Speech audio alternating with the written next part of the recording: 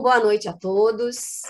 É, a gente está esperando esse fechamento, né, do tema da dentística e prótese desde o ano passado, e fiquei feliz em receber o aceite do Daniel. O Daniel foi... Eu conheci o Daniel dando aula de especialização em dentística, né, ele foi meu aluno, e depois eu vi que ele podia ser professor também.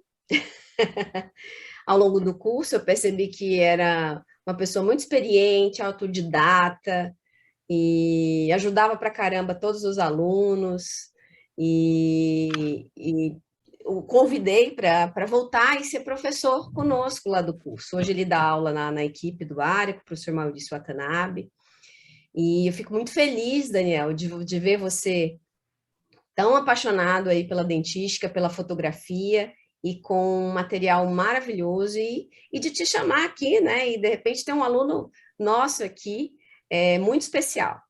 Queria te falar isso, então seja bem-vindo. E na hora que eu vi o tema, eu falei, eu acho que cabe muito bem aqui ao Daniel, que tem uma experiência aí na parte cerâmica, e eu queria muito que você trouxesse algo que nos complementasse, que muitos aqui do grupo de estudo são odontopediatras, né, e às vezes veem toda essa questão da cerâmica muito de longe, muitas vezes, e apenas com a visão de redes sociais, né, do que estão fazendo, mas a gente tem a possibilidade de transformar, né, dentes fraturados, né, ou não, em restaurados com cerâmica de forma muito sem desgaste, muitas vezes, e muito estética, né, não artificial. Então, seja bem-vindo e é com você. Muito obrigado, boa noite a todos. Primeiramente, eu vou agradecer ao Rogério pelo convite e à Elaine não só pelo convite, mas por tudo que a nossa convivência trouxe para a minha vida, né? Eu passei uns 15 anos aí escondido do público e depois que eu entrei na especialização, eu vi que as pessoas gostavam do meu trabalho, não só os pacientes gostavam do meu trabalho, mas que outros dentistas gostavam do meu trabalho, e isso foi um impulso para que eu me aprofundasse, tanto na fotografia quanto na dentística de alto desempenho. Eu busco fazer dentística no consultório como se cada caso fosse um caso a ser fotografado para um livro. Então, eu costumo dizer que eu não atendo com qualidade para simplesmente agradar o paciente. Eu faço questão de me agradar primeiro, né? Então, assim, isso me faz feliz para o consultório todo dia. É não me importar muito com a opinião do paciente, sabendo que eu fazendo o meu melhor, ele vai gostar. Então, assim, a gente tem trabalhado feliz dessa maneira, cumprindo metas, né? E minha meta é fazer um trabalho que eu consiga registrar um passo a passo, que eu tenha tempo para fazer isso, então, que eu não posso atender correndo. Eu sou dentista no Corpo de Bombeiros também, além do consultório. No Corpo de Bombeiros eu nem levo a minha câmera. Lá tem câmera, eu nem ligo a câmera de lá, porque lá não tenho tempo. Já que no consultório, como eu faço a agenda, eu já deixo um horário um pouco maior, né? Então, assim, a gente tem trabalhado com esse prazer, e quem deu um pontapé enorme para que chegasse nesse nível foi a especialização de dentística. Então, obrigado por tudo, Elaine, obrigado também por esse convite. Bacana. Somos aqui, se eu não me engano, 10 participantes. Como a Elaine falou, o grupo inicialmente é de odontopediatras, e hoje a gente vai falar de cerâmica, né? É uma coisa que não é tão utilizada assim, mas que eu vou mostrar para vocês que deveria ser mais utilizada. Eu sou da dentística, eu sou da resina, eu sou resineiro desde o dia que eu formei. Então, desde sempre eu tenho praticado instalações em resina. Mas cada vez mais, principalmente dos últimos 2, 3 anos para cá, eu tenho me convencido a fazer mais cerâmica e tenho adorado o resultado. Principalmente porque o meu pescoço dói menos. É menos tempo de cadeira para o dentista e menos tempo de cadeira para o paciente, né? Isso faz muito sentido quando a gente está atendendo criança. Quanto menor o tempo de cadeira, mais tranquilo vai ser o tratamento. E fazer resina com qualidade em criança é muito difícil. Pelo menos as oportunidades que eu tive, digamos, foi meio a meio. Metade eu consegui fazer legal, metade eu não consegui fazer tão legal assim. A cerâmica, você fica com menor tempo de cadeira, já começa a ter algumas vantagens. Eu não consigo falar nessa aula de laminados cerâmicos, só ver se eu posso. Pronto. Eu não consigo falar sobre laminados cerâmicos e pontes fixas em dentes traumatizados se eu antes não falar em resina composta. Por quê? O que aconteceu entre 1937, quando os laminados cerâmicos foram descritos na literatura? O que aconteceu entre 1937 e 2020 que fez com que o laminado cerâmico se tornasse um tratamento viável? O que não tinha em 37, mas que a gente tem hoje e compra por R$10 na Dental? O que mudou a nossa vida? Uma das coisas, são três coisas. Uma das coisas, o ácido fosfórico.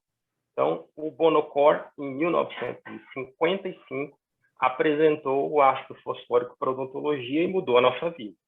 A partir do condicionamento de esmalte, foi possível colar, aderir as coisas ao esmalte, e não mais simplesmente trabalhar com peças encaixadas, como são as coroas metálicas, as coroas metalocerâmicas em geral.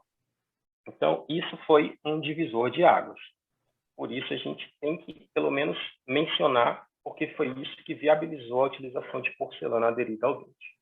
Outra coisa que faz muito sentido a gente falar também é a resina composta em si, que aí já veio um pouco depois, foi aí questão de 1958, quando o Bowen apresentou a resina para a gente, a resina composta, de matriz orgânica e carga, e a partir daí, com a junção da resina com o ataque ácido, condicionamento ácido em esmalte, a coisa começou a funcionar.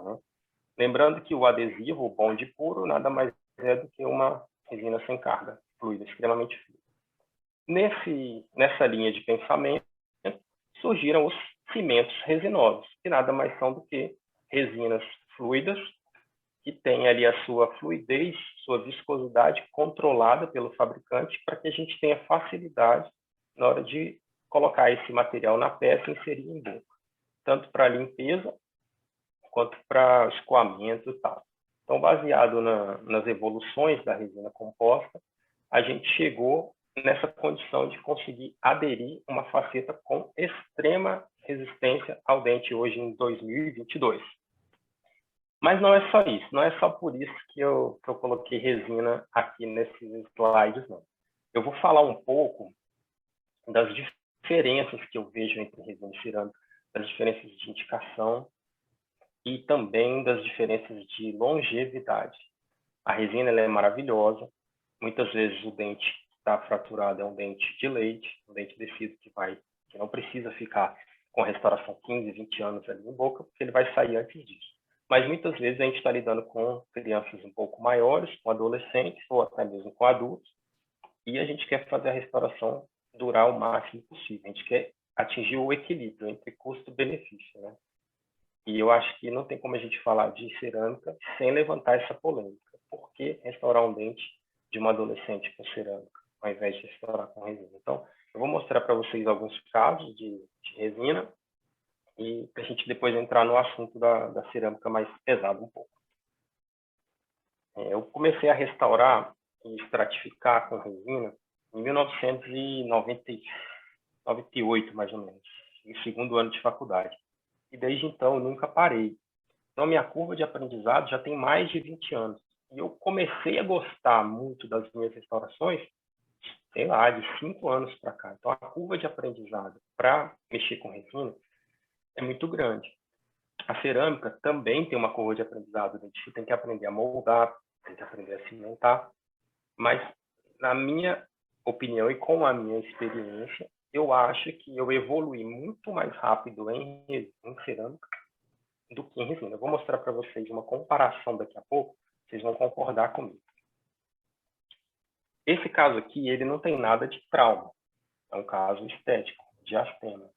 Inclusive, é de uma colega especialista em dentística e uma das pessoas que restaura melhor. Então, quando chega essas coisas no consultório, a gente fica feliz, lisonjeado, mas fica apavorado também, Você vai atender uma pessoa e você não sabe se você consegue fazer uma restauração pelo menos igual ao que ela faz no dia a dia dela com os pacientes. mas a gente foi ousado e fizemos. Então, fechamos o diafragma, ficou bem legal.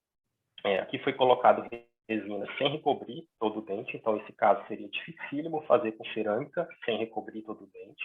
Talvez não tivesse nem eixo de inserção. Então, ele se torna uma indicação quase que absoluta para você fazer com resina de forma conservadora, sem preparar o vestibular do dente e sem correr risco de ficar uma interface visível, né? A gente também fez as pontinhas dos caninos, devolvemos as guias antes de fazer os laterais.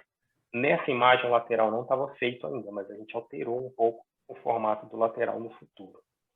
Então, é um caso que a cerâmica não tem vez, pelo menos no meu ponto de vista, porque eu não conseguiria fazer esses fragmentos de sumirem na boca com facilidade.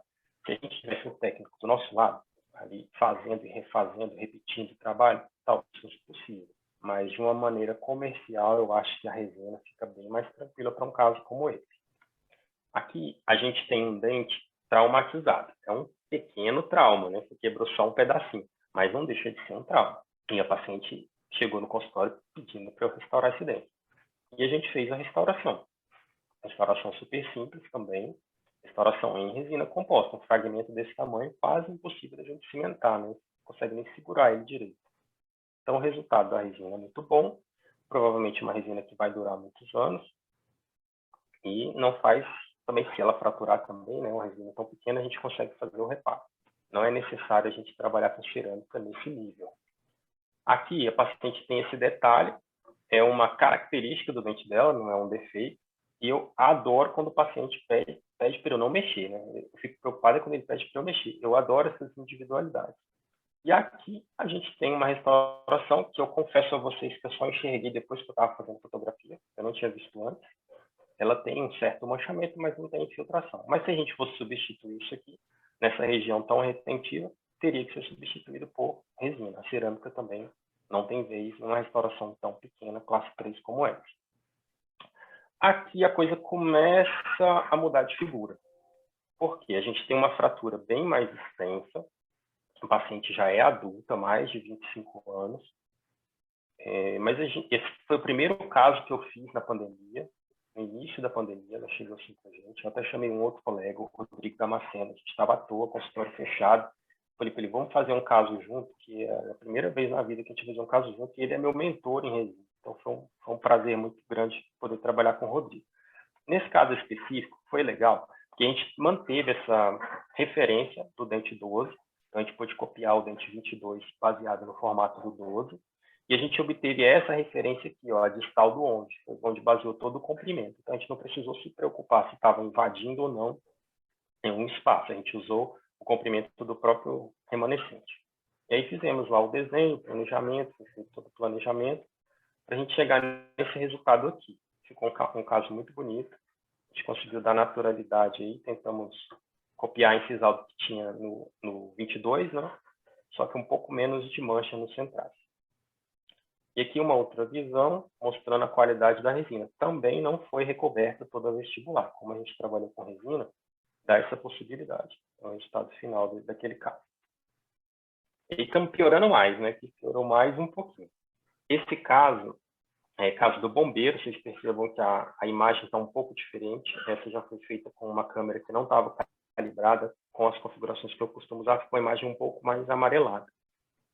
Foi um caso que chegou para mim já com a endo feita, já com todo o trabalho ali de atendimento de urgência feito algumas semanas antes pelo Marcelão.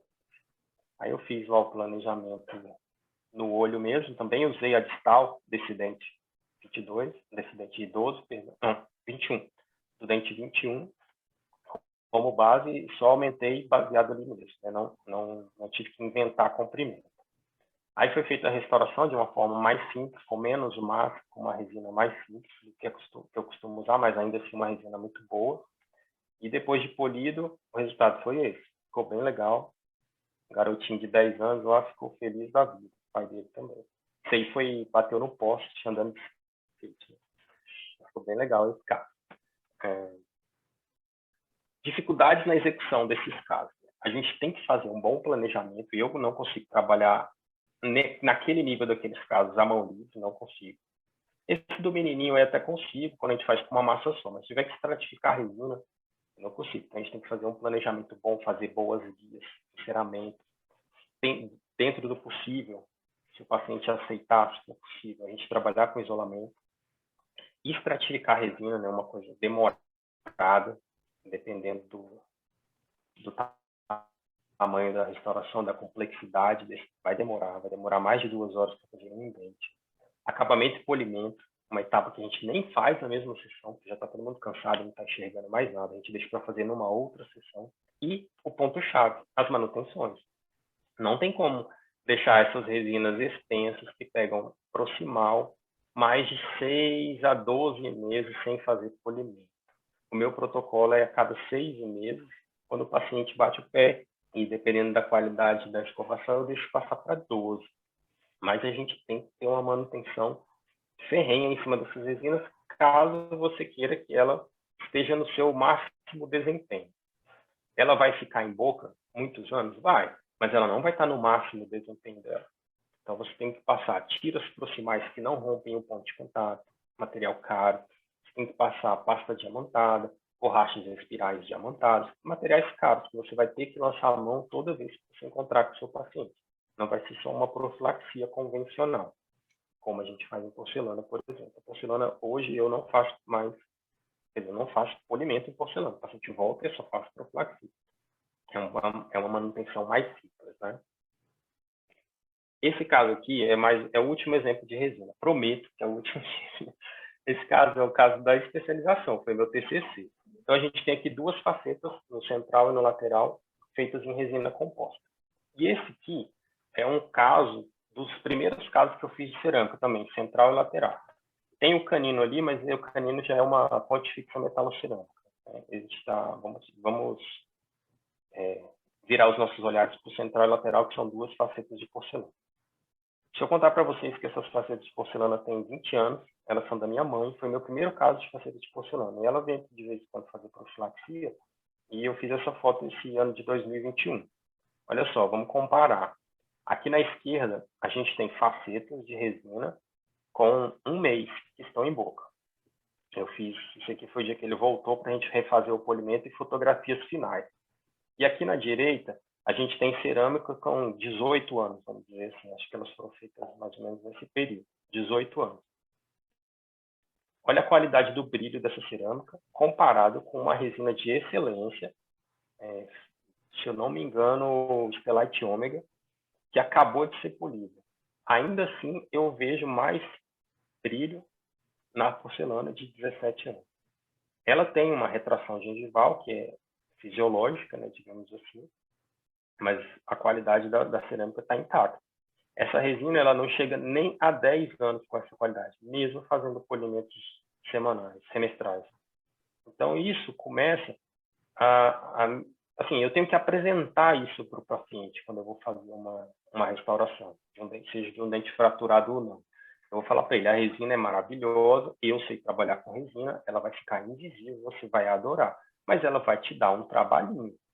E a longuíssimo prazo, pode ser que as sessões de polimento, as sessões de reparo e até as possíveis trocas gerem algum desgaste no seu esmalte. É muito provável que isso aconteça, concorda? A gente tem como polir, por exemplo, uma margem cervical sem tocar a broca no esmalte cervical lá embaixo, principalmente se não tiver sobrecontorno. Vai tocar a broca. Isso vai gerar um micro desgaste. As cerâmicas, elas evoluíram tanto que não precisam mais de um preparo de 1 milímetro de profundidade. A gente consegue fazer cerâmica com 0,2, com 0,3 tranquilamente. Então, esse desgaste inicial da porcelana ou da cerâmica, ele pode ser comparado ao desgaste final da resina, daqui a 20 anos, digamos assim. Um prazo de 20 anos, você desgastou a cerâmica hoje, só que esse desgaste daqui a 20 anos vai ser o mesmo. A resina não, você não desgastou nada hoje, mas daqui a 20 anos, de tanto polir, de tanto trocar, de tanto fazer reparo, pode ser que esse desgaste seja até maior do que o preparo inicial da cerâmica. E foi isso que eu mudei a chavinha aqui na cabeça, que eu deixei de ser um resineiro cego e passei a avaliar a situação. E passei a decidir junto com o paciente. Tem paciente que fala para mim assim, eu quebrei o dente, eu queria que você arrumasse, mas eu vou me mudar do país. Eu não tenho como fazer resina e garantir para esse paciente que essa resina lá no país que ele usou, que ela vai ficar boa 5, 10 anos se ele não fizer a manutenção adequada. E eu nem posso garantir para ele que ele vai encontrar um dentista lá que vai fazer a manutenção adequada, como eu faria, né, pelo menos. Então, para esse paciente, eu posso propor a cerâmica e ele vai ficar feliz da vida com a cerâmica dele quieta 10, 15 anos lá. Pode falhar? Pode, a gente vai ver que falha, mas falha pouco. As estatísticas são muito favoráveis à cerâmica. Então, eu comecei a pensar em cerâmica por isso, de começar a conversar com o paciente, entender casos individualmente e não fechar os olhos e fazer resina para todo mundo. Igual eu sempre fiz, porque eu sempre gostei e sempre, sei lá, desenvolvi minha carreira nesse sentido de resina. Não fiz especialização em prótese por isso, eu sempre pensei em fazer dentística, porque sabia que era da dentística que eu ia ter chance de mexer mais com resina. Agora vamos entrar no nosso tema, né? Bom, o tema ele é laminados cerâmicos e a gente às vezes fala faceta de porcelana, fala lente de contato. Então, só para a gente esclarecer essa nomenclatura, o laminado cerâmico é como se fosse o maior grupo. Ele engloba faceta de porcelana, ele engloba a lente de contato, né? Então, assim, corretamente, vamos chamar de laminados cerâmicos, porque se a gente fala faceta de porcelana, a gente está restringindo a um material, a porcelana e a cerâmica feldspática. Mas se a gente fala laminado cerâmico, a gente está englobando os feitos de zircônio, os feitos de tudo, né? De silicato de lítio, leucita, está todo mundo nesse balaio aí. Então a gente chama de laminado cerâmico para ter uma forma mais abrangente, para envolver todo mundo. Qual que é o medo do dentista quando a gente fala em laminado? O medo do dentista e do paciente, né? Do paciente consciente. Quando a gente fala em laminados cerâmicos, é o medo de passar a broca no dente. É o medo do desgaste de preparo, né? Então a gente tem o desgaste, né? O preparo, na verdade, que nada mais é do que um desgaste, e temos o custo. Custo financeiro? Não, também, mas não é esse, é um custo biológico. Esse desgaste ele vai envolver ali a perda de uma estrutura, o esmalte, e às vezes até dentina, e a gente não vai ter como reaver isso no caso de reversibilidade. Então, caso o preparo, o desgaste, ele torna a cerâmica um tratamento irreversível. Ah, mas agora eu tenho laser. Beleza, tem o laser para tirar o que você fez. Mas, mesmo que tenha sido feito um laminado zero de preparo, ele vai envolver, mesmo que você tire esse... Vamos supor, você fez o laminado, sem preparo, retirou com laser, tem que limpar com broca. O laser não tira toda a resina. Então, é um tratamento, inclusive a resina também, são tratamentos que têm um certo nível de reversibilidade, porém, depende diretamente da capacidade do dentista de tirar esse material do dente sem arranhar o dente, né? Então, assim, outra coisa que assusta o paciente é que faceta, ela é uma prótese, né? Então vai ter que trabalhar com laboratório, vai ter um custo maior, vão ter prazos. Então, ela não deixa de ser um trabalho protético. Por mais microinvasivo que seja o preparo, na minha opinião, a faceta continua sendo uma prótese. Sim, é a prótese mais bem feita dentro da odontologia e dentro da medicina toda. Acho que de todas as próteses que existem para o corpo humano, o laminado cerâmico é aquela que mais copia a natureza com mais perfeição, tanto em função quanto em forma, né? Mas não deixa de ser uma prótese. As coisas mudaram. Aqui vocês estão vendo uma imagem de uma broca de micropreparo daquele fabricante, a Comet, uma broca de micropreparo da Comet, tocando a cervical de um esmalte para a gente fazer um micropreparo. Essa foto está muito ampliada, essa broca é bem pequenininha. Ela é como se fosse uma 10-11 esférica, só que com uma granulação bem fina. Porque mesmo que você pese um pouco a mão, ela não vai desgastar, né? Ela só corta na sua extremidade. Então, a haste ela toca no esmalte e não permite que a broca aprofunde o preparo.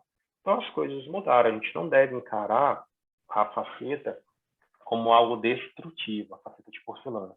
Porque o preparo final de uma faceta é semelhante ao desgaste que a gente vai ter ao longo de poucos anos polindo resina. é mais ou menos o mesmo nível de desgaste que a gente está falando. Então, a gente deve começar a abrir a mente de acordo com a situação que a gente está recebendo, de acordo com o paciente, individualizar o paciente, quando for pensar em restaurar os dentes traumatizados. Sim, o dente já sofreu um trauma, ele já sofreu um desgaste, concordo. Então, a gente vai passar mais broca nesse dente? Não, eu não estou propondo isso, mas estou propondo pelo menos uma análise, para a gente abrir a mente em relação a essa alternativa que, a longo prazo, pode ser mais indicada, né? Então, olha só a qualidade do trabalho. São trabalhos realmente muito bonitos. Dificilmente um dentista consegue chegar nesse nível de detalhamento, de anatomia em resina. Tem alguns poucos que conseguem, mas é difícil pra caramba. Haja pescoço, haja treinamento, né? E com a cerâmica a gente meio que delega um pouco isso para o laboratório. Então, facilita um pouco a nossa vida.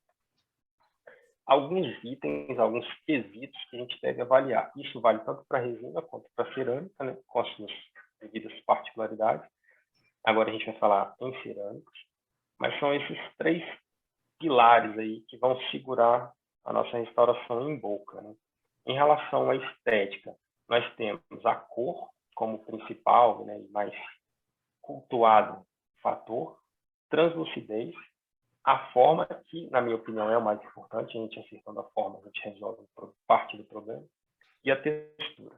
Quando a gente erra um desses 4, a restauração ainda fica boa. Ainda fica muito boa e, às vezes, a diferença só aparece em fotografia. Quando a gente erra 2, aí começa a complicar. Se errar 3, aí já era, o paciente vai reclamar. Quando a gente acertar os 4, fizemos um dente. Aí fica perfeito, né? Em relação à função, deixa eu voltar aqui. Em relação à função, a gente tem esses 2 quesitos que eu acredito que a gente deva avaliar com mais cuidado. A oclusão e a fonética. A oclusão, ela não está relacionada simplesmente, quer dizer, vou mudar minha maneira de falar. O mais importante não é a oclusão. A oclusão é fácil, NH, ajustar, não tem toque, está tranquilo. O mais difícil é a desoclusão. Então, são as vias de desoclusão. E quando a gente trabalha com dente traumatizado, principalmente um dente traumatizado em toque prematuro, é terrível, né? Você pode condenar o dente com uma situação dessa. Então, a oclusão ela deve ser muito bem avaliada e balanceada. E a fonética nos ajuda, né, nessa guia, para saber até os limites que a gente pode atingir modificando um dente. E a longevidade. A longevidade está diretamente relacionada à adaptação, então as peças têm que estar bem adaptadas. A adesão, na minha opinião, inclusive, é mais importante, que cabe, né, ao cirurgião dentista. E uma proteção após a instalação dessas restaurações. A gente vai falar agora de uma maneira mais aprofundada de cada um desses temas que eu citei. Só tirar esse negócio do meio do caminho, porque está me atrapalhando. Pronto. Em relação à estética, a gente pode dividir os laminados cerâmicos nesses 3 grupos hoje em dia. A zircônia, o disilicato de lítio e a cerâmica feldspática. Infelizmente, existe uma relação indiretamente proporcional aqui. Ou seja, quanto mais forte for a restauração cerâmica, mais feia é essa restauração. O oposto também é verdadeiro. Quanto mais bonita for a cerâmica, mais frágil é a cerâmica. Então, a zircônia, ela é uma cerâmica que é bem mais resistente do que a cerâmica feldspática. Porém, em termos de aparência, a gente tem uma cerâmica muito mais branco-leitosa. Então, a gente não consegue dar translucidez em zircônia. Então, a gente teria que aplicar uma cerâmica em cima das estruturas de zircônia para conseguir uma restauração mais bonita. Isso tem mudado. O pessoal está conseguindo fazer zircônia mais bonita. Mas, ainda assim, não chega aos pés de uma cerâmica feldspática. E quem é o ponto de equilíbrio dessa equação? É o disilicato de lítio. O disilicato de lítio, ele é mais frágil do que a zircônia, porém, ele é muito mais bonito. A gente consegue estratificar o disilicato de lítio, né? Consegue também maquiá-lo de uma maneira que as pastilhas são mais translúcidas e imitam melhor o esmalte.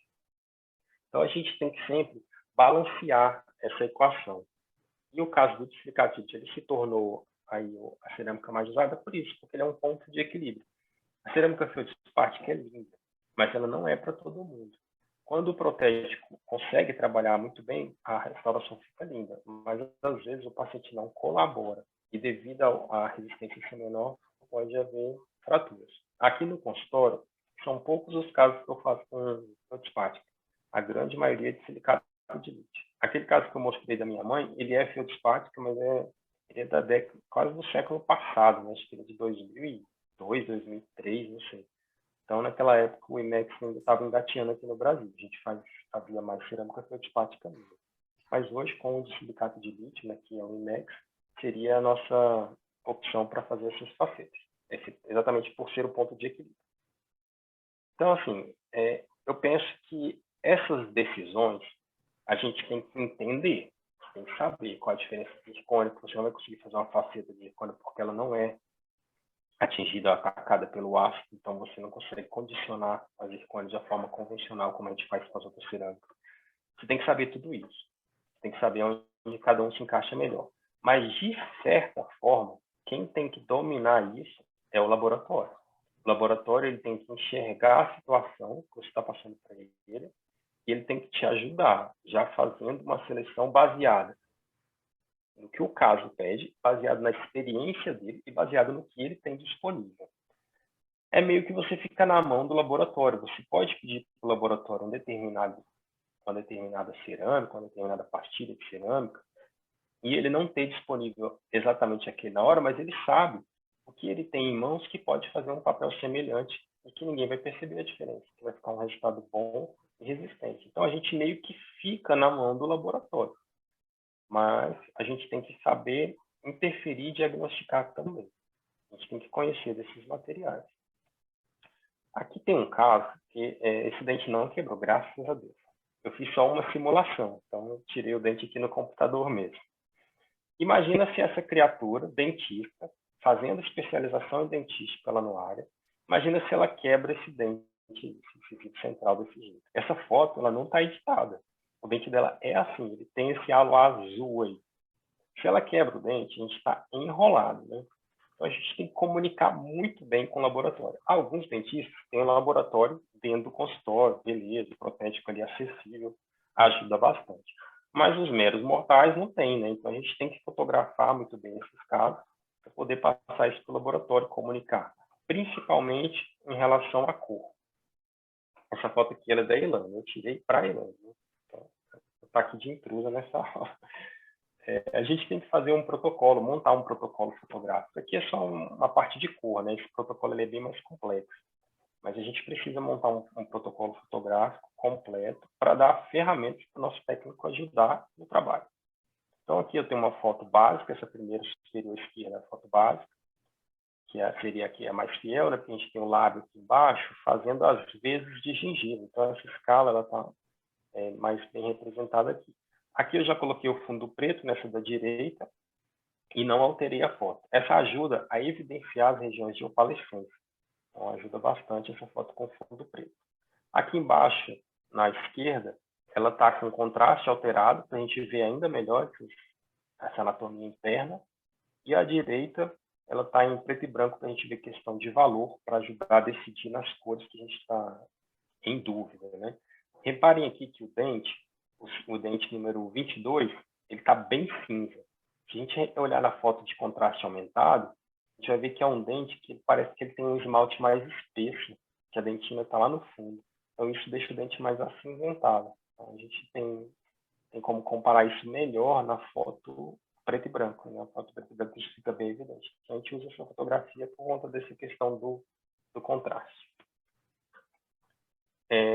Digamos que aquela paciente lá tem a fisura do dente, ela tem 20 anos, e você vai fazer uma restauração cerâmica, ou de resina também, mas você vai fazer uma restauração que você vai perder tempo ali, uma restauração definitiva. Se a gente fizer isso, e um ano depois esse paciente pedir para clarear o dente, ferrou, né? A gente vai ter que fazer tudo de novo e ainda mais claro. O protético vai ter que rebolar para conseguir fazer de novo. E a gente vai ter que rebolar para tirar a faceta sem estragar o dente da paciente.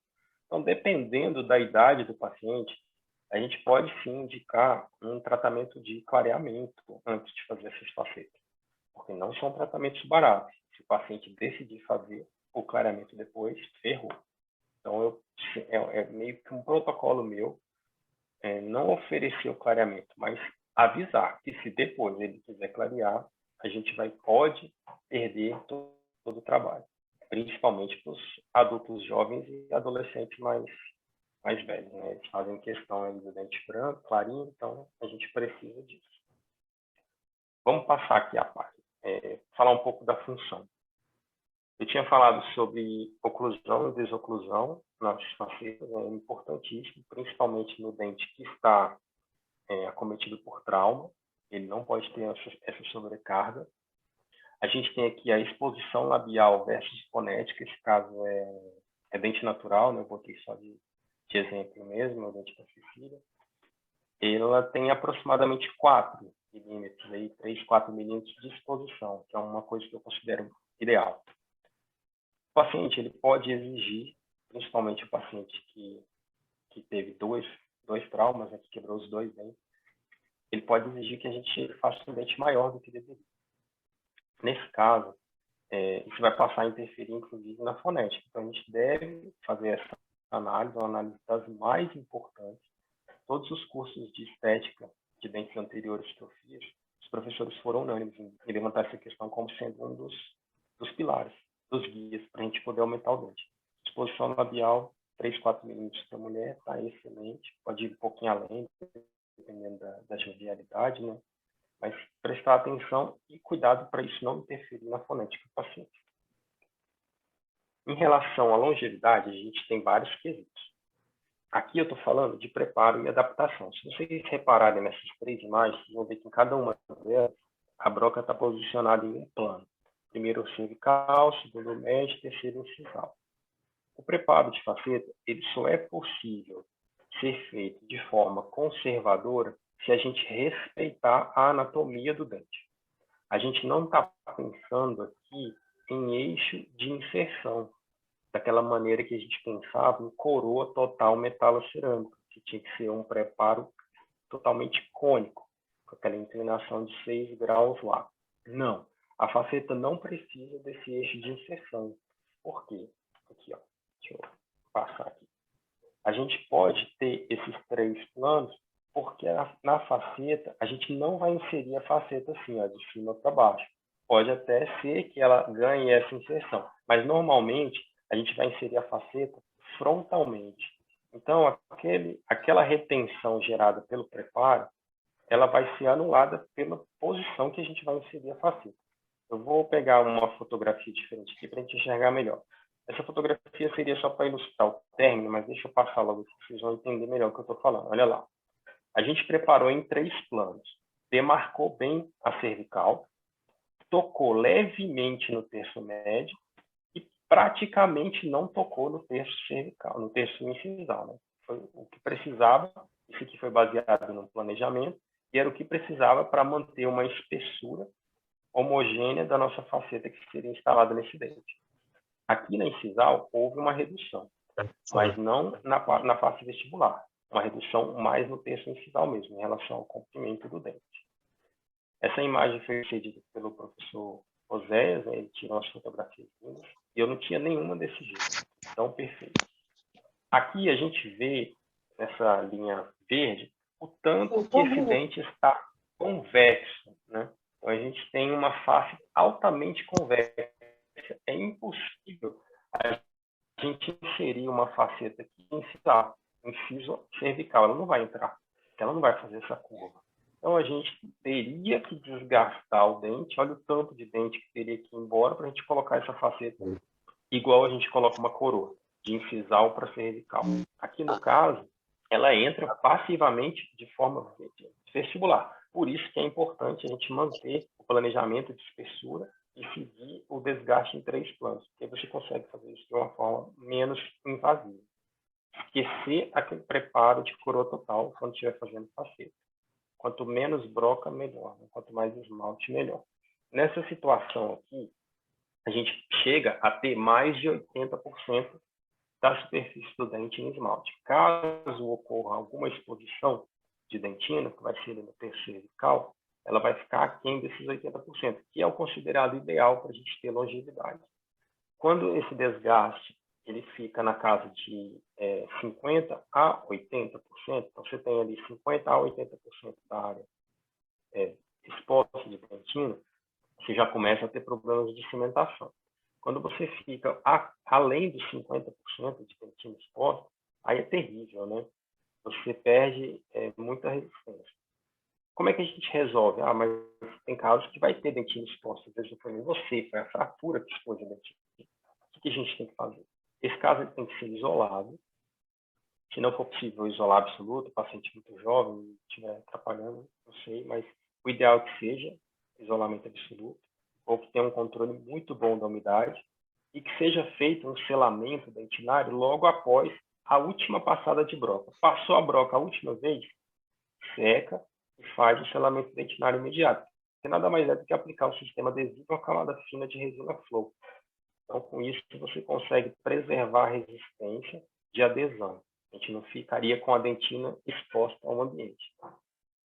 Quando eu tive primeiro contato com essa técnica de selamento dentinário imediato, resin coating, foi na especialização e eu fiquei horrorizado de como que eu não sabia isso. Porque a gente vai de uma retenção ali, de uma adesão de 5 megapascal em dentina para 35, 40 megapascal. Então, você praticamente transforma a sua dentina em esmalte e os seus blocos não vão mais cair, suas facetas não vão mais cair, vai tudo dar certo. Então, assim, o livro, ele coloca essa nomenclatura, esse ranking. Até 80% de esmalte está beleza. Baixou para 50%, está entre 80% e 50%, está mais ou menos. Baixou de 50%, está ruim, a faceta está contraindicada, vamos preparar a coroa total. O livro fala assim. Mas desde que eu aprendi selamento dentinário imediato, isso mudou muito a minha vida. Então, beleza, expôs dentina, vamos isolar, limpa e faz aplica o sistema adesivo, aí tem toda a técnica, né? Os adesivos que são melhores, o professor Pascal, ele tem uma corrente, professores japoneses têm outra corrente, mas no fundo tudo dá certo. Quem trabalha com adesivo autocondicionante tem sucesso, quem trabalha com adesivo de 3 passos também tem sucesso. A aula não é de selamento dentinário, mas eu acho que é uma das coisas que mais revolucionou minha vida e sempre que eu puder falar, eu vou falar. Vamos lá. Para que a gente obtenha um preparo igual esse preparo do Ozés, não é fácil. Acho que é mais fácil fazer uma restauração de resina bem feita do que obter um preparo daquele ali fotografado daquela maneira, né? Mas existem uns pré-requisitos. Um dos pré-requisitos é trabalhar com multiplicador, com motor elétrico e com brocas de qualidade. Então, esse é um dos pré-requisitos. Outro pré-requisito é trabalhar com algum tipo de magnificação. O microscópio é caro pra caramba. Se puder, beleza. Mas se não, pelo menos lupa, né? A lupa já ajuda bastante. Agora, desses 2 pré-requisitos, eu conheço umas criaturas abençoadas que conseguem fazer micropreparo, que depois eu fotografo e eu vejo que está perfeito, sem usar magnificação. Sem multiplicador é difícil, mas sem magnificação eu conheço alguns aí abençoados que supranaturais, né? Mas os mortais têm que usar, gente. Para trabalhar com micropreparo é importantíssimo. Depois que você usa isso aí a primeira vez, você quer refazer tudo que você fez na vida. Você vê que todas as restaurações que você achava que estavam perfeitas não estão. Eu tenho medo do microscópio também, né? No dia que eu pegar um microscópio de verdade no consultório, eu vou achar que eu tenho que refazer tudo também. Eu já sinto isso lá no Bombeiro tem, quando eu vou fazer classe 5 sangue direto, eu termino a restauração no olho nu, quando eu boto lá no microscópio, parece que é o dobro de material para tirar ainda. Então, ajuda bastante. Agora, uma coisa que até quem tem superpoderes precisa usar é o planejamento. Então, a gente precisa de um bom enceramento, o técnico tem que caprichar aí nesse enceramento, e a gente vai usar esse enceramento para fazer guias de preparo, para não tirar mais do que precisa.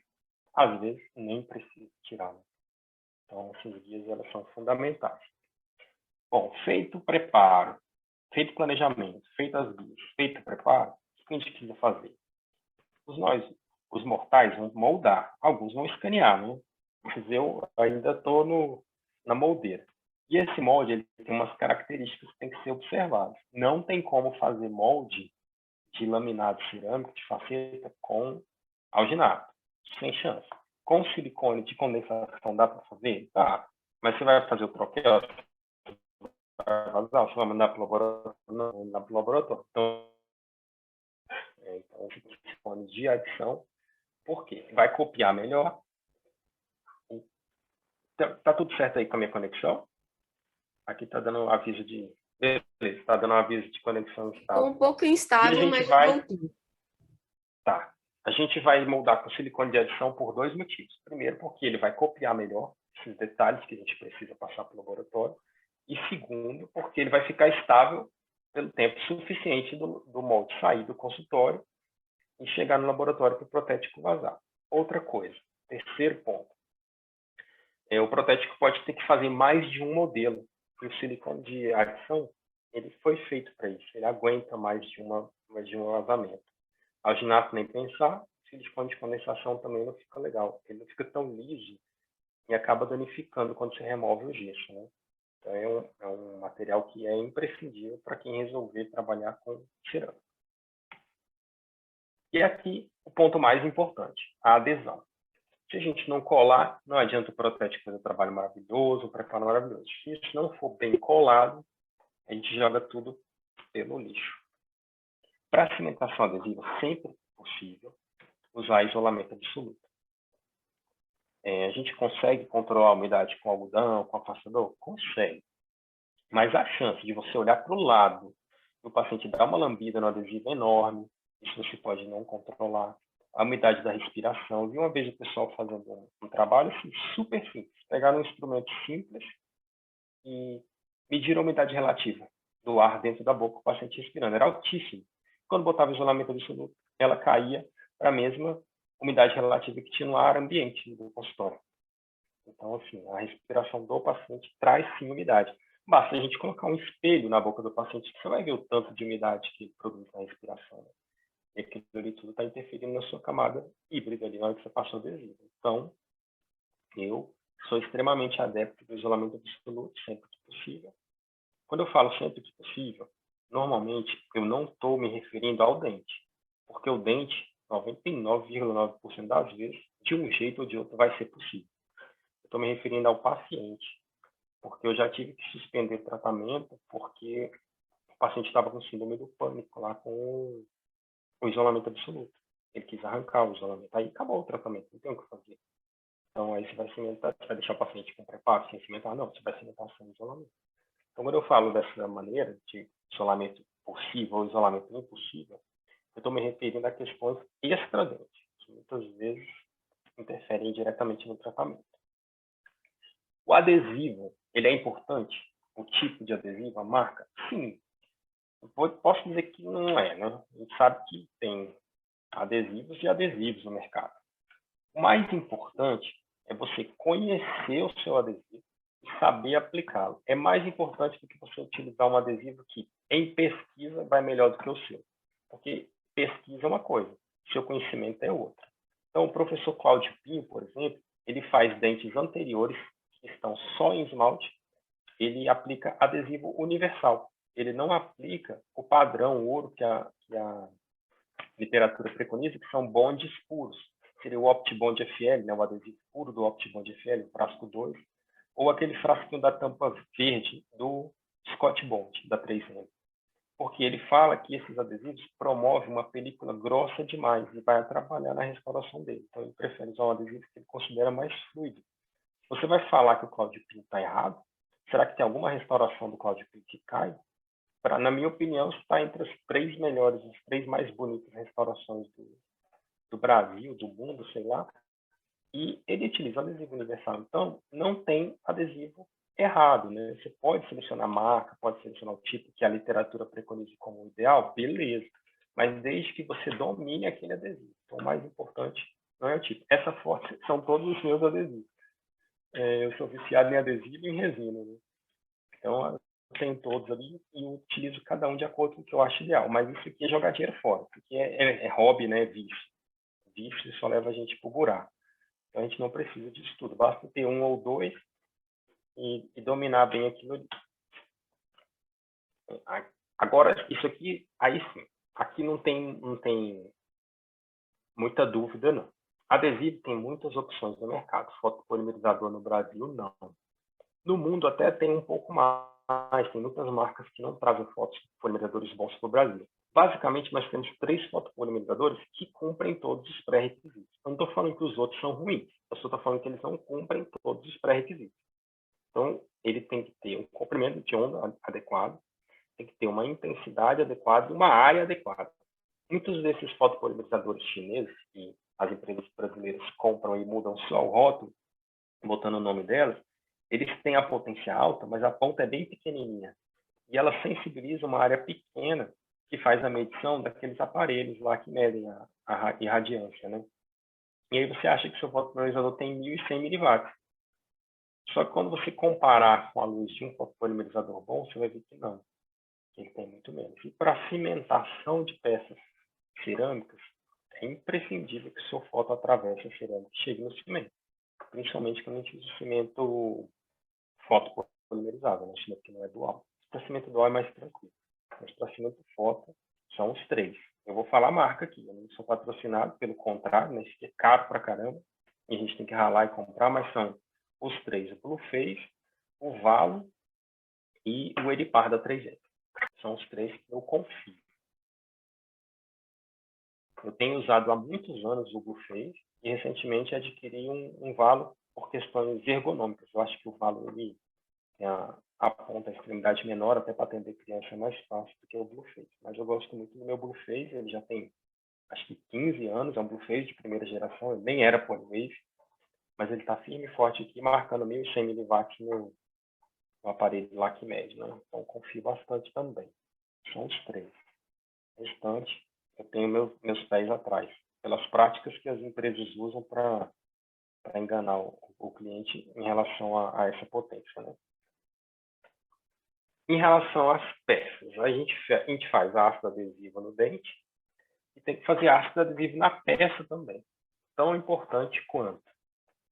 Aqui, as consequências de um maltratamento das peças são menos graves do que no dente. Um maltratamento no dente pode levar a uma pulpite, pode levar a uma necrose. Aqui não. Aqui vai levar a soltura, a fratura. A gente consegue consertar, né? Mas não deixa de ser importante. Isso tem mudado ao longo dos anos. Hoje a gente fala em ácido fluorídrico a 5%, 20 segundos no silicato de lítio. Mas isso já foi a 10% por 20 segundos, já foi a 10% por 10 segundos. Isso tem mudado. Então não existe uma verdade absoluta. Mas se a gente usar 5% por 20 segundos, a gente tem certeza por vários estudos que isso vai dar certo. A gente tem o ácido fosfórico, o ácido azul, né, o ácido de resina, como opcional. Tem estudos que falam que é bom passar e tem estudos que falam que não faz tanta diferença. Ele remove o debris ali do ácido, fica como se ficasse um pozinho da cerâmica lá, que foi atacada. Você esfrega o ácido fosfórico por 1 minuto e depois lava. E você tem uma cerâmica mais limpa, mais receptiva ao silano. Mas isso também é polêmico, isso não está pacificado. O silano, sim, o silano está pacificado.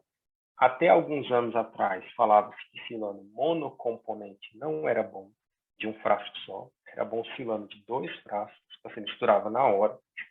Ele era um silano mais estável. Porém, hoje em dia, empresas como a Cureira e a Ivoclar, eles têm silano de um frasco confiável, sim. Eu, pelo menos, confio. O primer o Clearfield, né? O Clearfield, o silano da Clearfield, é um dos melhores do mundo e é um frasco só. Então, essa polêmica de ser um frasco ou 2 frascos que tinha antigamente, eu acho que o pessoal já conseguiu resolver isso. O adesivo puro pode ser um passo adicional quando essa peça for cimentada com resina aquecida. Hoje em dia a gente cimenta bastante peças com resina aquecida.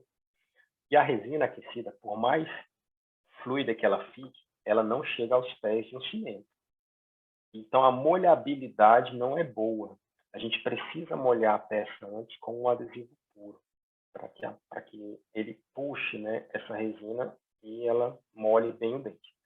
Se você estiver utilizando um cimento específico, um cimento vinil, com Variolink, da 3M, que esqueci o nome agora, então você pode utilizar sem passar o bonde. Mas se for utilizar resina aquecida, aí o bonde ele tem sua função. E ele não pode ser polimerizado, né? Isso não pode ser polimerizado, porque senão isso vai gerar uma desadaptação da peça. Ela não vai entrar. As peças de cerâmica são finas, são translúcidas, então a gente pode deixar para polimerizar tudo depois que já estiver em boca. E aqui um exemplo de uma placa, depois que a gente cimenta, a gente coloca isso aqui. Isso é um protocolo meu. Todos os pacientes adultos eu faço a sugestão, confecciono a placa, ela já vai lá embutida no valor do tratamento dele. Se ele não usar, paciência. Eu não tenho a certeza de que vai dar problema. Por outro lado, também não tenho a certeza de que não vai dar problema se ele usar. Pode acontecer. Pode acontecer uma fratura. Mas eu acredito que a chance seja bem menor. Isso não é uma conduta minha, né? Não foi eu que criei essa conduta. Mas tem muitos dentistas que aderiram a essa conduta. E tem outros que falam que, se tiver tudo estável, não precisa. Mas eu gosto de dar essa garantia e acaba assim. O paciente que sai com a placa do consultório bem ajustada e usa essa placa nas primeiras semanas e adapta, ele não consegue mais dormir sem placa. Se ele viajar e esquecer a placa, ele vai achar ruim. Então, o pessoal acostuma e passa a gostar muito da placa. Né? Vocês viram que eu não mostrei muito passo a passo de cimentação, tratamento da peça e tal. Nem texto também. Por quê? Isso seriam cursos de meses, né? O pessoal faz meses de curso com o professor Eduardo Rocha para aprender tudo isso, todas as variáveis, indicações. O que eu queria trazer para vocês em relação ao laminado cerâmico era essa polêmica de usar cerâmica em dente de jovem, e hoje eu acredito que é válido pela longevidade. E também essa questão dos pontos-chave que podem fazer diferença em relação, por exemplo, a um bom fotopolimerizador. Não, vou resolver. O Daniel me convenceu, eu vou fazer cerâmica no paciente com dente fraturado. Mas se você não tiver um foto bom, o tiro pode sair pela culatra. Então, eu tentei trazer alguns pontos que, caso vocês resolvam trabalhar dessa maneira, que vão poder fazer alguma diferença. E agora a gente vai entrar nas pontes fixas.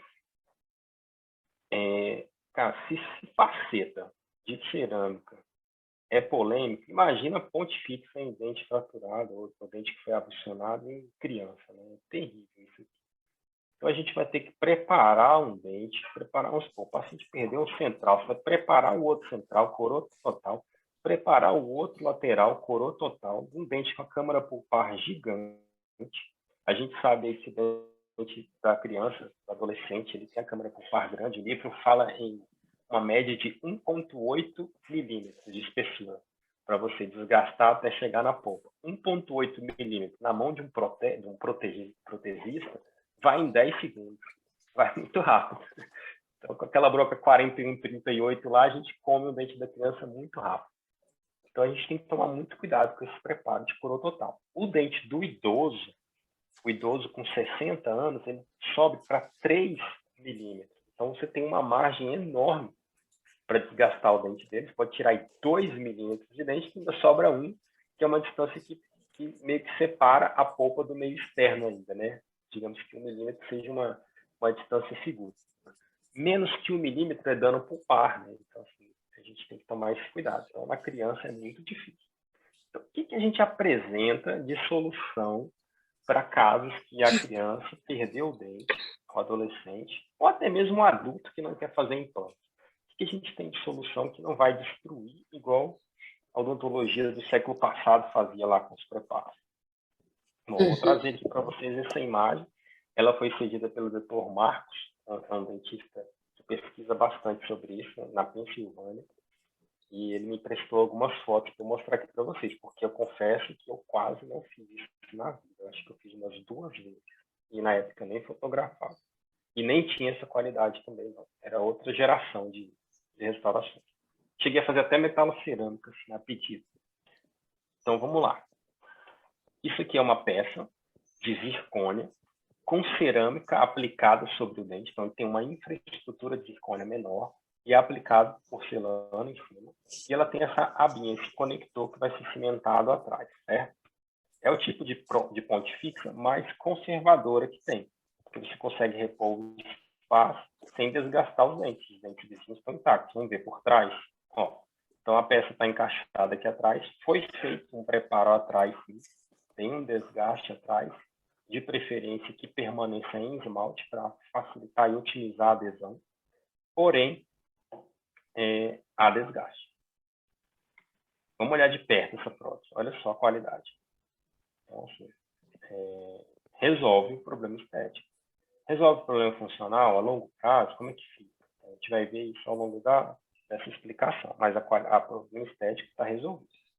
Mais um caso aqui de incisivo central. Pensa na dificuldade. Fazer isso aqui com implante, com ponte fixa é muito difícil. Com esse tipo de ponte de médula, então, nem se fala, né? Mas o resultado que ele obtém é incrível. É maravilhoso. É impressionante. É difícil acreditar que é zircônia isso, né? Devido à qualidade. O pessoal está evoluindo muito nas zircônias. As zircônias não eram bonitas assim, mas hoje elas estão bonitas e resistentes. Aqui é mais um caso do professor Phil. Ele é um clínico lá de Toronto, que tem casos maravilhosos também. Ele me emprestou essa foto para a gente tentar entender aí como é que eles estão trabalhando, né? Então, o paciente, ele falou que esse caso o paciente não quis fazer implante, não tinha condição óssea, mas falou, não vou fazer cirurgia, resolve sem cirurgia. E aí optou-se por fazer esse tipo de peça. Então, o que isso aqui precisa ter para dar certo, né? Não é tão simples, não é ao acaso que essas peças dão certo. Primeira coisa, zircônia de qualidade. A zircônia ela tem três tipos de zircônia, né? Então, se for da zircônia mais frágil, que é a 5Y, você vai ter que ter um conector que essa área aqui do conector tem que ter 12 milímetros quadrados. Se for as zircônias mais resistentes, elas são mais feias, então elas precisam de uma aplicação de cerâmica em cima com mais espessura para escondê-la, você pode trabalhar com 7 milímetros. Então, quem tem que saber isso é o laboratório. Mas se o seu laboratório te manda uma peça errada, você tem que identificar, você tem que ter conhecimento suficiente para identificar que aquela peça vai fraturar e pedir para ele corrigir. Você tem que corrigir seu preparo, ele tem que corrigir a peça dele, alguma coisa tem que ser feita. Outra coisa que pode influenciar, esse ângulo aqui, ó. Quanto mais aberto, melhor. Se fecha demais esse ângulo, você meio que já cria uma cunha e a peça pode fraturar. Então, quanto mais aberto o ângulo da embrasura, melhor, tanto da cervical quanto da incisal. São dois pré-requisitos importantes. Beleza, o protético fez a peça de zircônia, cumpriu todos os pré-requisitos, a peça ficou. Vamos para a cimentação. Essa cimentação é um passo crítico. Todos os passos têm que ser seguidos à risca, porque é onde costuma falhar. A gente vai ver daqui a pouco algumas estatísticas da literatura e a gente vai ver que o que falha não é fratura. Porque a fratura, você pega a peça na mão, identifica que o protético ali fez certo ou não e já devolve. Mas depois que cimenta, né, que acontecem os problemas. Então, vamos limpar com álcool isopropílico, com banho ultrassônico.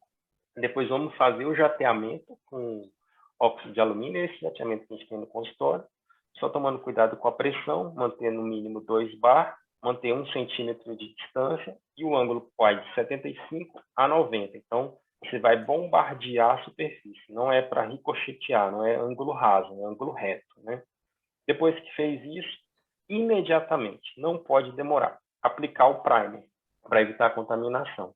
Que primer é esse? Não é o primer convencional, é o primer que tem a MDP. A marca mais conceituada com maior quantidade de MDP foi quem criou o MDP, né? Então é o Clearfield, o Primer Clearfield, da Kuranai. Por que a gente tem que jatear? Primeiro, porque vai limpar ainda mais a peça e evitar contaminantes ali. Segundo, que vai aumentar a rugosidade, vai aumentar a área. Quando a gente aumenta a rugosidade, a gente aumenta a área, né? E em terceiro, porque haverá partículas que vão ficar impregnadas lá, elas vão melhorar esse imbricamento mecânico e também vão melhorar a adesão química com o primer, essas partículas de óxido de alumínio. Então é importantíssimo e imprescindível. Se esse passo não for feito, vai dar tudo errado. Depois que fez o preparo da peça, a gente tem que fazer a cimentação. O dente também, ele vai ser preparado como se fosse para uma faceta. O sistema adesivo, de acordo com o gosto e a habilidade do operador, né? Qual cimento que a gente usa? Trabalhando com zircônia, você está trabalhando com uma peça muito opaca. Então, você vai ter que usar um cimento alto, polimerizável ou dual, chamar de cimento foto. O cimento foto não é o padrão ouro para trabalhar com zircônio. Autopolimerizável existe ainda? Existe. A Bisco traz para o Brasil o cimento autopolimerizável, mas a grande maioria, esmagadora maioria dos fabricantes trabalham com cimento dual. Aqui a gente tem uma amostra do cimento da Shofu,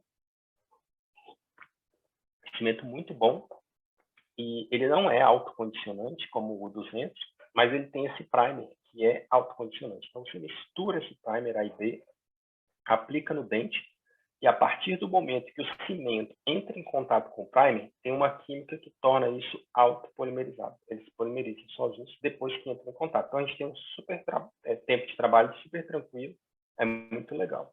Eu tenho trabalhado com ele, a cor muito boa, essa cor clear, ela é meio camaleão, acaba resolvendo tudo. Eu gostei bastante. E agora que eu vi, ó, venceu, já era. Mas eu usei mais da metade. Bem legal esse cimento. Chave de sucesso, né? Então, assim, esse negócio dá certo mesmo? Será que esse negócio vai dar certo? Essa abinha aí vai dar certo? O que a literatura fala pra gente? O setup oclusal tem que estar perfeito.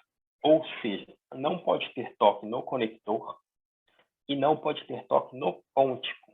Tem que estar em infraoclusão. A gente depende de duas coisas para que isso aconteça.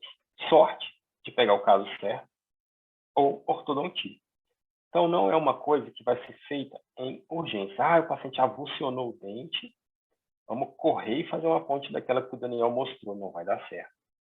É uma coisa que tem que ser planejada. Então, assim, você vai ter que contar com a sorte. Né? Isso que dá certo, porque não tinha que dar mesmo e estava tudo em posição. Mas, geralmente, essas próteses, elas são precedidas de ortodontia. E o ortodontista tem que saber o que você está querendo. Ele vai criar espaço para o conector e vai criar essa maneira da oclusão se engrenar sem o toque. Evolução do material. Então, com zircônia e colando a zircônia, a gente consegue fazer isso. Consegue fazer com dissilicato de lítio, que é aquele mais equilibrado, que é bonito e é resistente? Consegue. Mas o dissilicato de lítio tem metade da resistência de uma zircônia. Então, se você conseguir aderir a zircônia, que a dificuldade da zircônia é a adesão, se conseguir aderir a zircônia, o resultado vai ser melhor do que com dissilicato de lítio. E hoje, zircônia é acessível, né? No Brasil, a gente consegue mandar para o laboratório tranquilamente. Outra coisa que parece, mas não é, né? O desenho de single wing, de um conector só. Vocês viram que todos os casos que eu mostrei só tinha bracinho para um lado. Por quê? Por que não faz para os dois lados? Os dois lados fica mais forte. Não. Um lado fica mais forte. A literatura mostrou que com dois, quando o paciente morde num dente, movimenta aquele conjunto, há fraturas. Quando é um só, o pôntico movimenta junto. Ele não está preso do outro lado. Então, você reduz o índice de fratura. E não altera o índice de soltura. A soltura com 2 e com 1 é o mesmo, só que o índice de fratura com 1 é menor. Então, a literatura preconiza fazer só um mesmo. E a reversibilidade, né? Está entre parênteses aqui, entre aspas, porque a gente sabe que não tem reversibilidade absoluta. Tirou aquela peça, vai ter o preparo lá atrás, em esmalte, mas vai ter, você vai ter que repor com resina. Beleza. Mas é muito mais fácil você repor um preparo daquele de asa lá atrás com resina do que você ter que repor uma coroa. Digamos que esse paciente chegou na idade de instalar um implante, e ele quer instalar um implante. Então, você vai poder tirar a peça, fazer uma pequena restauração de resina e instalar o implante. Se ele tivesse com ponte fixa, já era. Ele ia ter que ficar com 2 coroas nos dentes vizinhos e fazer o implante. Então, além de se tornar um tratamento oneroso, um tratamento com custo biológico altíssimo, né, comparado com esse tipo de ponte que eu apresentei para vocês. O que o nosso grandioso livro fala sobre isso? Né? Então, olha só, deixa eu só afastar aqui para poder enxergar os números. Foi feito esse trabalho aqui com 5 anos de avaliação, após 5 anos, com 2.088 pontes fixas convencionais, que é a ponte fixa convencional. Sucesso, 93,8%. Com essas próteses adesivas, essa que eu mostrei para vocês, essa de zircônia com bracinho aí. Aqui nem é só zircônia, certo, gente? Aqui tem tudo, todos os tipos de materiais envolvidos. 91%, olha como a diferença foi pequena. Aqui, qual foi a principal falha? Necrose, pulpite, Aqui, soltura. Poxa, necrose pulpite não tem o que fazer, dano irreversível. Soltura, cola de novo, faz outra. Então, assim, é viável. Com 10 anos, aumenta a diferença um pouco, beleza, mas aqui a gente já sabe, é soltura, soltou a peça, então você pode fazer de novo, você pode recolar se o paciente estiver com a peça. Aqui são danos mais graves. A gente sabe que ponte fixa é terrível, às vezes o problema avança silenciosamente ali numa ponte fixa convencional, numa coroa total, e o paciente pode vir a perder o dente. Aqui são dados um pouco mais antigos que o livro apresentou. Mas eu achei trabalhos que trazem dados mais jovens, né, mais modernos, digamos assim. Então, esse trabalho aqui, por exemplo, é de 2020. E considerando as próteses de zircônio, aqui foi só zircônio, em 10 anos foi 100%. Não houve nenhuma perda nesse trabalho. 10 anos. Né? Aqui também tem um trabalho que apresenta esses resultados maravilhosos também, um trabalho novo.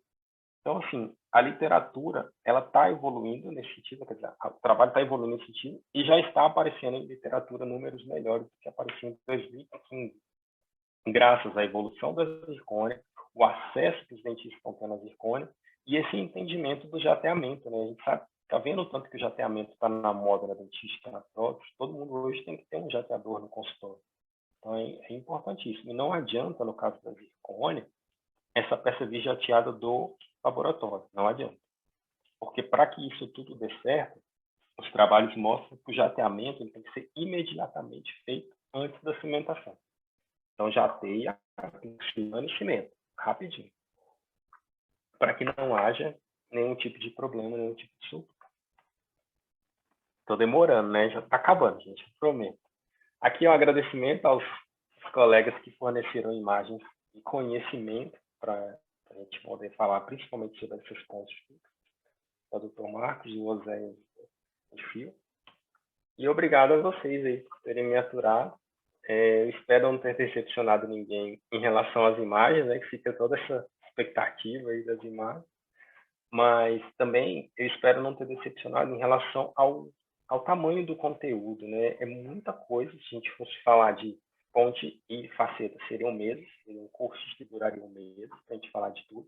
Mas eu tentei levantar pontos polêmicos, tanto na faceta quanto aqui. Aqui você viu que eu trouxe para vocês a prótese mais polêmica. Se você mostrasse uma prótese dessa para um professor meu, na minha graduação, em 1997, ele ia falar que eu estava louco. Isso jamais daria certo, o paciente engolir, que eu tinha que preparar o dente com a 41, 38 em alta rotação. Isso se ele não mandasse eu fazer o canal antes, previamente. Né? Então, assim, a gente mudou. Eu não sou o mesmo dentista que eu formei em 2002. Eu acredito na adesão. E o principal, eu acredito no fusível. Eu quero que o fusível seja a ponte ou que o fusível seja o dente. Quem é que vai queimar quando der errado? O dente? Jogar o dente fora? Não. E se tiver que estragar, que estrague a prótese. Então, beleza. Está tendo problema ainda com esse tipo de prótese? Tá. Tem trabalhos que mostraram 80% em 10 anos? Beleza. É problema. Mas vai quebrar uma prótese, eu posso fazer outra. Não vai atrapalhar em nada o preparo. O paciente vai ficar feliz da vida depois de 10 anos. Então, assim, eu acredito. Se aparecer para mim a oportunidade de um dente avulsionado, paciente jovem, que quiser fazer ponte fixa, eu vou sugerir isso como primeira opção. Hoje eu acredito muito na adesão, mas vou seguir o que a literatura tem mostrado à risca. Né? E quem quiser me chamar para dar uma volta de moto, daqui a uns 6 meses, quando eu conseguir andar de moto de novo, pode chamar. Meus contatos estão aí. Essa moto não existe mais, né? Essa moto foi perdida 2 meses atrás. Eu taquei ela no meio-fio e ela deu PT. Mas, se Deus quiser, a cabeça permitir, a gente ainda volta a andar. Né? Muito obrigado. Eu não estou acreditando, Daniel. Você vai voltar para a moto? Ué, não sei. Eu tenho 6 meses para pensar. Estou brincando. Na verdade, foi um acidente bobo, É porque né? a minha clavícula não consolidou ainda. Então, eu nem estou pensando nisso. Não. Não, na verdade... Eu falo 6 meses, é porque o seguro pagou a moto e eu apliquei o dinheiro com uma aplicação que eu tenho que deixar 6 meses. Então, nesses 6 meses não tem perigo nenhum. Tá tranquilo. É que acho que as pessoas que entraram depois, né, eles não sabem do acidente que você teve, que você ficou parado sem atender, né, alguns meses, né? 60 dias parado. E eu não caí fazendo isso aí. Isso daí não tem perigo, não. Ó. Tô andando no mato sozinho, sem gente. Isso aí é tranquilo. Não tem assaltante, não tem carro para te derrubar. Eu caí foi no asfalto mesmo. Uma bobeira, né? Bobeira. Muito bem. Mas muito obrigada Se pela alguém tiver sua alguma dúvida participação. sobre o que eu falei, sobre o que eu não falei. Vamos abrir Sem aqui preocupação. para as pessoas alguma pergunta em relação ao que Daniel falou. Não fiquem envergonhados, a gente aqui é um bate-papo, a gente Uma pode... curiosidade. Acho que o Rogério gostou da prótese fixa, não, Rogério, ali? É bacana. Você faz, Rogério, essa prótese adesiva? Olha, na verdade, Daniel, acho que você trouxe aqui uma perspectiva muito interessante de... Quando a gente fala em prótese adesiva, eu nunca tinha pensado numa prótese adesiva de alta qualidade, né? Então, eu acho que a zircônia, né, os recursos adesivos que a gente tem hoje, a gente pode pensar em qualidades muito superiores, né, do que a gente via lá atrás, como recurso. Quando fala prótese provisória, você acha que, né, é uma coisa mais simples. E, na verdade, a gente vê que a provisória ela pode ter uma qualidade muito superior. Eu achei muito bacana a qualidade dos trabalhos aí, né, que você mostrou, como possibilidades. Eu acho que isso me trouxe uma perspectiva um pouco diferente. E o que eu acho legal é que a gente tem acesso aos materiais necessários, aos cimentos. A gente tem acesso aqui no Brasil, tem na Dental, e os laboratórios têm capacidade para fazer. Aqui em Brasília, todo mundo faz. O pessoal que tem a máquina faz tranquilamente. Basta a gente falar o que tem que ser feito, né? Aquela área do conector é importante passar. O preparo, esses casos aí, alguns deles, eles têm uma canaleta preparada, mas aquele braço ele é maior, ele ocupa uma área maior. Então, ele vai além da canaleta. Para isso, para não dar sobrecontorno, tem que ter espaço. Então, Rogério, tem uma questão importante aí também. Já vou, Júlio, já deixo você.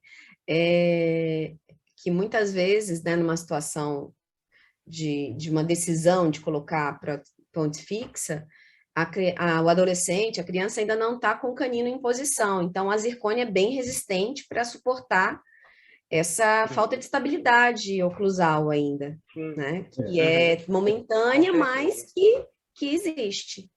Né? A gente tinha um preconceito com a zircônia, que era o problema de aderir à zircônia. Então, a gente ficava, poxa, vamos fazer de IMEX, que IMEX a gente consegue condicionar e vai aderir melhor. A zircônia é uma cerâmica não condicionada.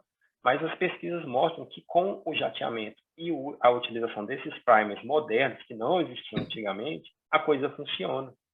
Esse primer ele tem alta quantidade de MDP, ele vai aderir. Então, assim, deixou de ser um problema. Você viu que o trabalho de 2016 falava em 80%, 80 e poucos por cento. O trabalho de 2020 já estava falando em 100%. É muita coisa. Bacana. Júlio, contribua aí, por favor. Oi, pessoal. Obrigado.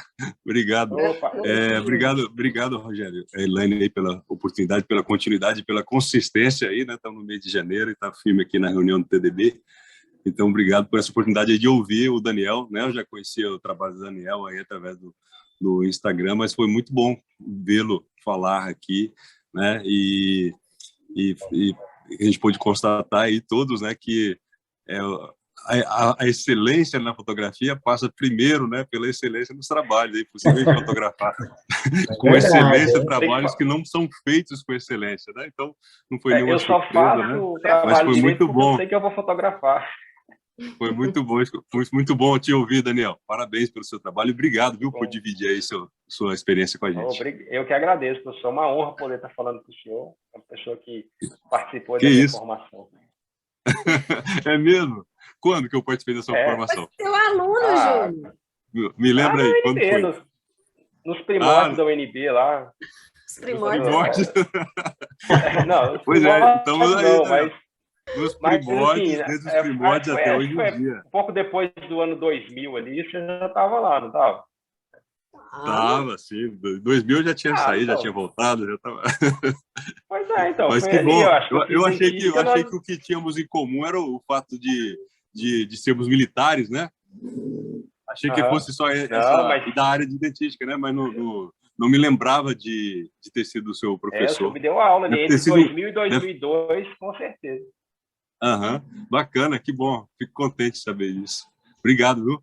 Bom, agora é a minha vez, né? Você é seu aluno lá no Fotodontia. Só estou vendo uma data aí mais conveniente. Ótimo. Obrigado. Será muito bem-vindo. Bacana. Valeu. Um abraço, até mais. Abraço, tchau. Muito bem. Mais alguém? Alguém com dúvidas?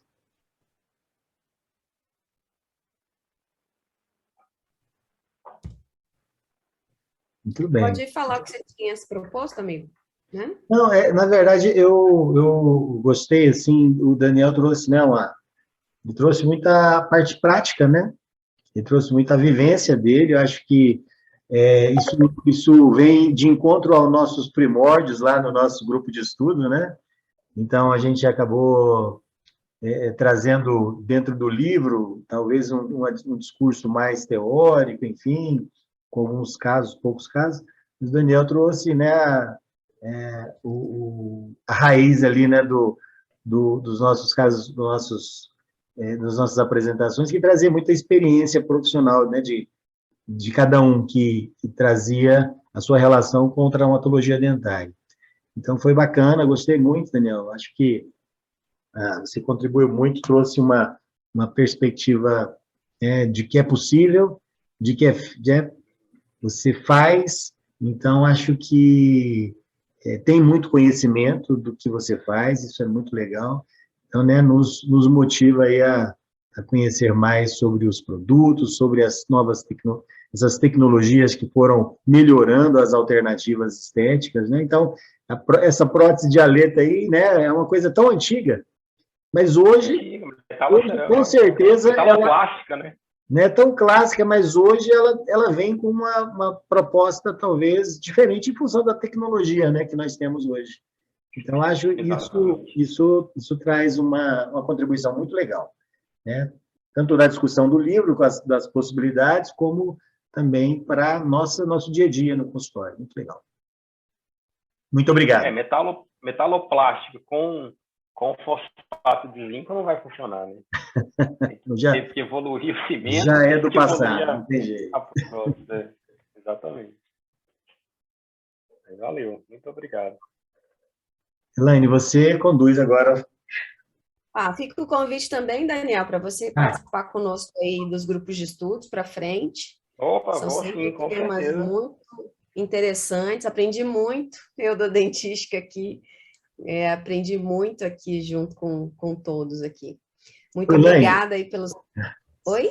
Não, eu queria só fazer depois aquela tá. Eu só queria fazer um depoimento que o Júlio comentou e eu achei bacana. É muito bacana a gente ver uma pessoa empolgada. Eu acho o Daniel super empolgado e traz esse frescor aí para a gente que já está um pouco mais de tempo na caminhada, né? Para fazer a gente brilhar de novo com os nossos olhos aí para os materiais e técnicas novas. Valeu, Daniel. Obrigada. Agora falo mais, fico com o Rogério, tá? Tudo bem. Daniel, eu só queria aproveitar aqui, nós temos aqui alguns parceiros que eu acho que é importante a gente, né, é um colega seu, fotógrafo também, Thiago Calabaro, ele tem nos apoiado. Thiago é da minha turma da faculdade. Pois é, o Thiago, ele é ele está lá na empresa dele com o ponto-chave, né, o curso, então a gente sempre reforça aí os nossos parceiros, os agradecimentos. Então, essa apresentação foi montada baseada em conhecimentos adquiridos no ponto-chave. Legal, bacana. Do estilo. Isso, que ótimo. O estilo é esse, é um estilo mais fluido, né? Isso. Um estilo mais de contar a história, ao invés de ficar mostrando slide para o povo ficar printando e copiando. A ideia é essa, fazer uma apresentação mais fluida. Coincidência. Mas eu estou aprendendo ainda. Coincidências, bacana. Então, a gente agradecendo os nossos parceiros, agradecendo também, eu vou postar mais tarde, uma colega, uma parceira nossa que está desde 2007 conosco, que é a Vera Matos, uma consultora. Então, a Vera fez já 2 consultorias na nossa clínica, então ela vai estar com os produtos novos aí, então eu vou colocar lá no nosso Instagram também um post sobre ela, quem quiser conhecer o trabalho dela, né? Então, são pessoas que acho que, né, vale a pena a gente divulgar e apoiar, porque são grandes parceiros e estão conosco nessa caminhada, tá bom? Então, o Daniel, ele entra como mais um parceiro, então, com certeza, vamos ampliando aí o nosso grupo, deixando mais forte e coeso. Muito obrigado, Daniel. Valeu, obrigadão. Valeu, gente. Boa noite, Daniel. Um abraço a todos. Estarei no próximo, hein? Sim, só lembrando, Elaine, só comentando, o nosso próximo a gente vai inverter, nós já confirmamos com o professor Sérgio Brusadelli, nós vamos fazer a parte de autotransplante, né, em dentes perdidos na região anterior. Então, vai ser o nosso próximo grupo de estudos aí para... Deixa eu só já falar aqui para vocês. 24 de fevereiro. Uhum. Fevereiro, às 19 horas. Tá bom? Então, é numa quinta-feira, não é isso, Elaine? Só confirma para mim, dia 24. É uma quinta-feira. Estou já colocando aqui no sistema. Isso. Uhum. Legal. Então, já saibam que tem muita coisa boa aí pela frente para o próximo mês. Ok? Obrigado, pessoal. Mais uma vez, obrigado, Daniel. Tudo bom. Boa noite a todos. Muito obrigado. Boa noite. Tchau. Tchau.